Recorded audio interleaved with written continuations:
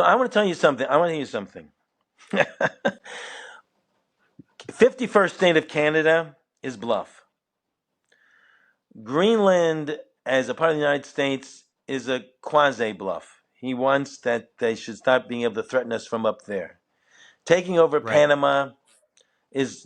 Panama back is a possibility.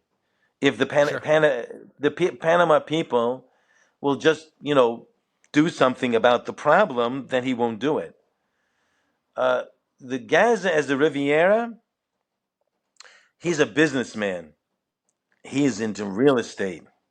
He sees beautiful beachfront property that these stupid people, instead of, they could all be millionaires now. This could be a second Dubai.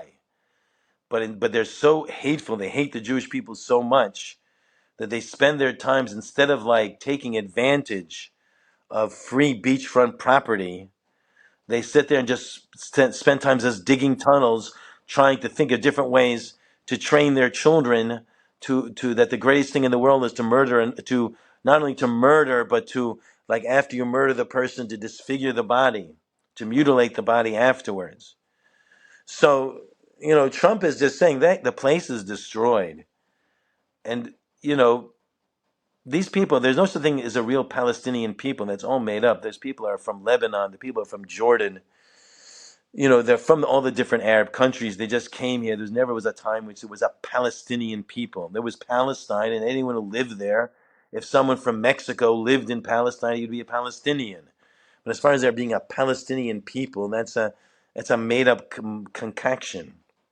Well, I also find it So interesting that Trump said they should the other Arab countries around them should take them in, and none of them want to. they won't. They won't do it. They will not do it because they hate them. There was once a king of Saudi Arabia who said, next to the Jewish people, we hate the Palestinians the most. These people Jeez. are. These people. How can you? Would you want someone in your country that could not? You could be nice. And I'll tell you something. No matter what I can't say the word because it's a curse word. But whatever it is that they keep on saying, that the Jewish people, Israel has been so nice to them. They give them free water and they help them. And anyone, if they had any brains in their head, if they were normal people, they would just say well, we want peace. We want peace. And Israel would come in and they would help them, and they would help them build up their economy, and they would have a thriving a place that would be a vacation destination for all people throughout the world would come there and sit and relax in one of their gambling resorts. But there, who would you would want someone in your home that at a moment will murder you, and not only murder you, murder your children, to your, I can't say the things they did. You know, who wants you want someone like that in your home? No way, no way. No, no, not No, at all, not at all. no, they're not going to But take them because they know who they really are. right, right, right, right.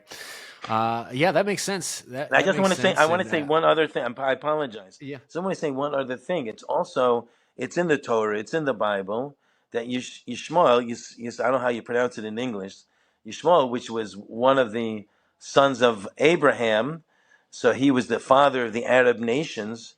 So the prophecy says that he will be, his hand will be against his brother.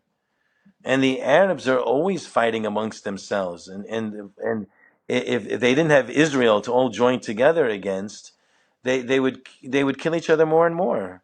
And this is the fact that they don't want Palestinians in their country. And many times in history, they've massacred Palestinians who've come into their Arab country. And really, Jordan is the Palestinian state.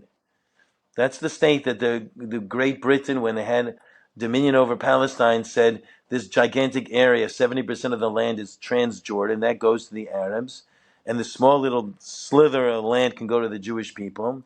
Then they gave it over to the UN, and the UN, forgetting that they already gave 70% of the land to the Arabs, then took this little slither of Israel and divided up 60-40 for the Arabs again. So these people should be in Jordan. They should be in Lebanon. They shouldn't be where they are. Yeah, we a lot of our pastors, that are really into eschatology, end times.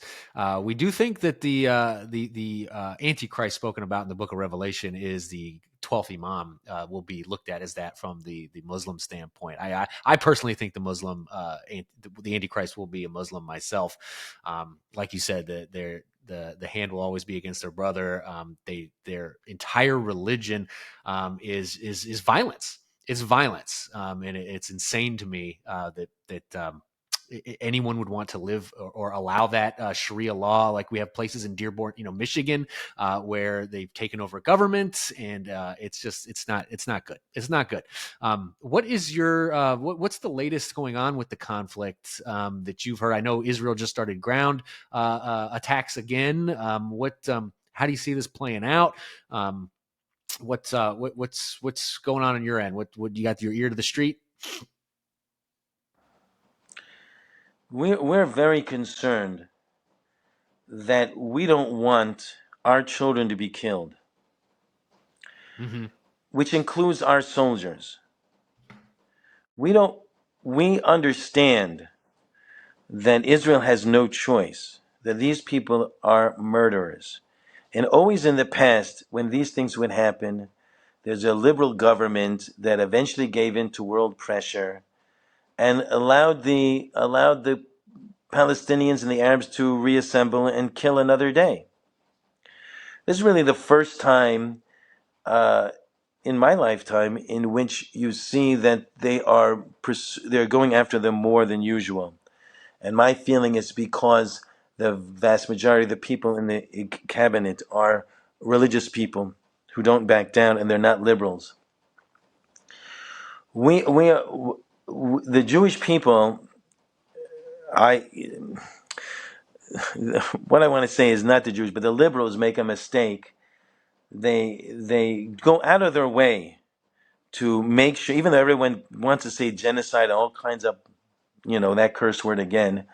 They I want to say, that there's genocide and so on and so forth. No other nation on planet Earth would do so much to take care of the enemy, to not to kill children and not to kill women and not to kill civilians. And the only Mm-hmm. reason why, even though they inflate the numbers dramatically, that the Mm-hmm. civilians are being killed because the Palestinians, the Amalekis themselves, are putting these people in danger. And this is not something new. They've been doing this since the beginning. They want Mm-hmm. Israel to shoot a baby. They want Israel to make a mistake and kill civilians so they can scream to the world like how terrible the Jewish people are. And the ones who believe it the most are the Jewish people themselves. So many times once they find out, like a baby was killed and so on and so forth, they find out that the bullet inside the child came from a Palestinian gun. We don't want, and the thing is, because we take so much care, we go out of our way to, when soldiers go in there to protect civilians, that it puts our young people in danger, and they end up being killed when any other nation would not care one bit and just go in there and their boys are not being killed. So the feeling is that, and another thing, just to back up what I'm trying to say is the fact that they take hostages, and because they know they can do whatever they want, they can kill as many people as they want, but the moment it becomes that they are starting to lose, they can say, let's have peace and we'll give back your hostages. And so the Jewish people will take one or two people and give back 1,000. Give back not, and we take one or two children, one or two women, one or two elderly people back, and we release 1,000 terrorists to go back. Yep. And so, we're in a quandary. We want our hostages back. We love our people, as the Palestinians have said.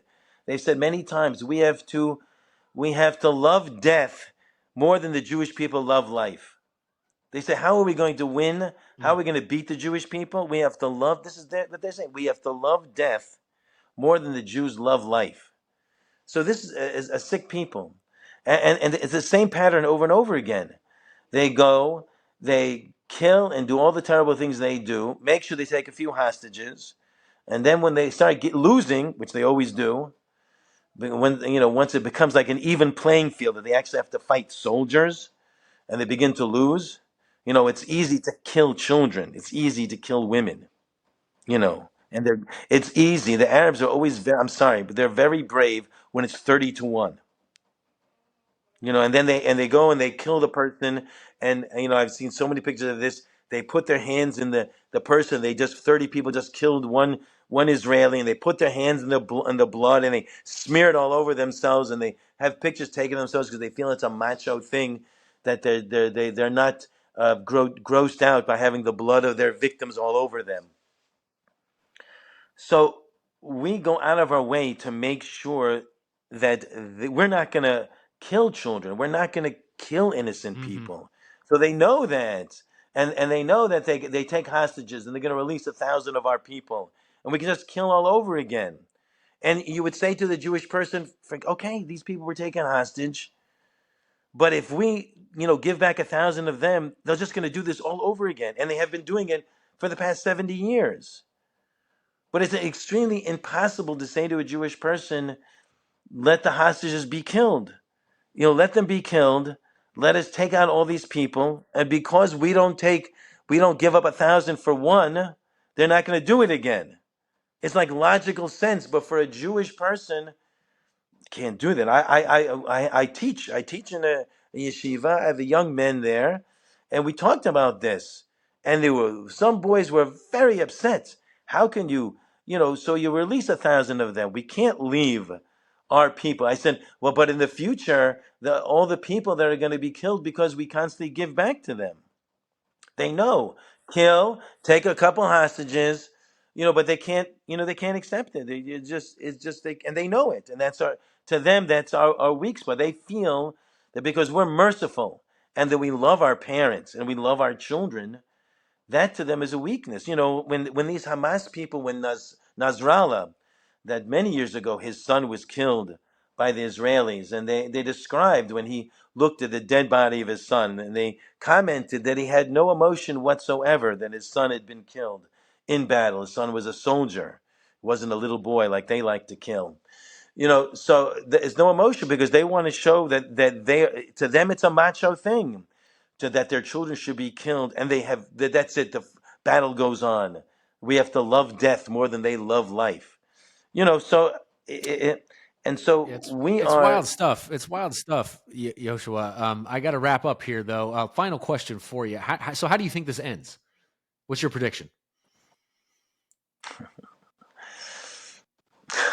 Gosh, like I said, I I don't know it's. predict things. My wife's gonna ask what you want What for do you what do you? dinner. Sure, what? sure. What? Well, what's your feeling on it? How do you I mean, do you think this ends in a complete destruction of Hamas, or How do much you more think time? How this much more time do I have? Because I didn't finish the previous. I just want to finish the previous question. Just give me another 32 seconds on the previous question. I'll answer this 32 question. seconds? I'm counting. We got to 32 wrap up. Come on. seconds on the previous question is that even in America itself, before they had dropped 2 atomic bombs on civilians in Japan, they already had killed 100,000 civilians in Tokyo, and no one says a Hmm. boo about this at all. When they stormed the beaches of Good point. Normandy, they stormed the beaches of Normandy. The Nazis were up on the top of a hill shooting down on the Americans. They had air coverage, but they were afraid that they were going to kill the American soldiers on the beach. So they overshot. They did not one bomb dropped on a Nazi. It all dropped on the town of Normandy, and 4,000 French civilians were killed, and no one cared one bit. It's only when, so you see other nations, even America, we love America and so on and so forth, but we understand that in a war, civilians get killed. But the Jewish people are going out of the way to a people who will never be happy no matter what they do. They'll bend over backwards until they break their backs, and still they'll say it's not enough. And it truly is a terribly unfair situation that they find themselves in. What do I see for what's going to be happen with all of this? I feel that Gaza is going to be in 10 years from now, if the Messiah doesn't come, or maybe even after the Messiah comes, that Gaza will be a beautiful resort area with casinos and people sunning themselves and people going on scuba diving and doing water skiing, and it's a vacation spot, the newest vacation spot. I see, I see that Trump is. I feel that Trump is going to get his way in all these different things because he's a. Teddy Roosevelt said, "Speak softly and carry a big stick." And even though we're running out of time, Hmm. there's something to be talked about. How there are similarities between Teddy Roosevelt and Donald Trump. There are similarities in the way they're doing things. They're both fighting. They fought fighting corruption and fought corruption. They both came from New York.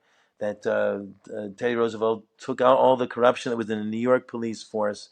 They were very strong people that changed a lot of things in America. I think that we have a president finally that doesn't feel bad that America has the advantage over every other nation. Always we had presidents that like some liberals have a guilt, like if I have more than you, then that means there's something wrong with me. We finally have Right, a right. president that doesn't make apologies. We have more than you do, and we know it, and we're going to use it to get even more for ourselves.